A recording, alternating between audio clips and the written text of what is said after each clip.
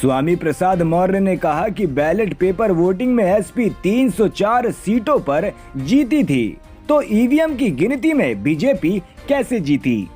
देखिए, बात बीजेपी और सपा की नहीं, बात है लोकतंत्र की, चुनाव आयोग की पारदर्शिता, निष्पक्षता और पवित्रता की। स्वाभाविक रूप से जो 2022 का विधानसभा चुनाव हुआ, बैलेट पेपर वोटिंग में समाजवादी पार्टी 304 पर जीती, जबकि भाजपा मात्र 99 पर। लेकिन ईवीएम की गिनती में भाजपा कैसे जीती, ये अपने आप में एक सवाल छोड़ जाती है कि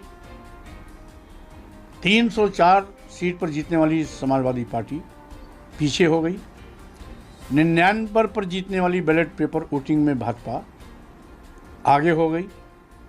इसका मतलब है कि कहीं न कहीं कोई बड़ा खेल हुआ है, इसलिए इस पर सभी जो भी हमारे मीडिया के लोग हैं या अन्य विद्वत समाज के लोग हैं, राजनीतिक पार्टियां हैं, उनको विश्लेषण करना चाहिए कि हम और अच्छी पारदर्शी तरीके से कैसे चुनावी प्रक्रिया को सशक्त कर सकते हैं। लोकतंत्र में जो जनता का आस्था है, उसको हम कैसे अक्षुण्ण बनाए रख सकते हैं। इसलिए वो अपने आप में एक सवाल है जिसका जवाब जनता चाहती है और इस पर विचार करने की आवश्यकता है। इसको हम हवा में नहीं कह रहे हैं,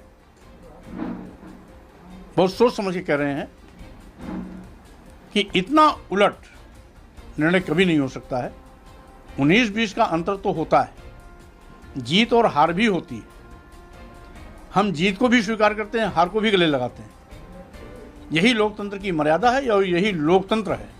सर, लेकिन अगर ईवीएम में कोई ऐसी गड़बड़ी का सामना हुआ है तो अब तक कोई कोर्ट केस क्यों नहीं फाइल किया गया? क्योंकि 8 तारीख को भी प्रेस कॉन्फ्रेंस करी गई थी, उसमें भी बताया गया कि बनारस में कई जगह ईवीएम पकड़े गए।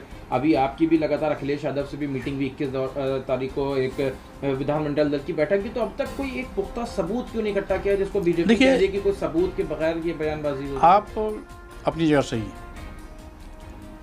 क्योंकि माननीय न्यायालय में जाने के लिए सही प्रमाण होने चाहिए, तथ्य होने चाहिए।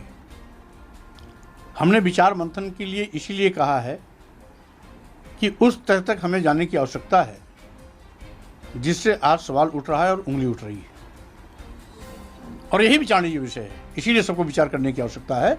रही बात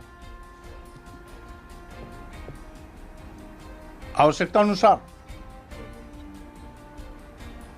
यदि प्रमाण और तथ्य मिल जाते हैं तो लोग न्यायालय भी जाएंगे। तो क्या जो हार हुई है उसमें सिर्फ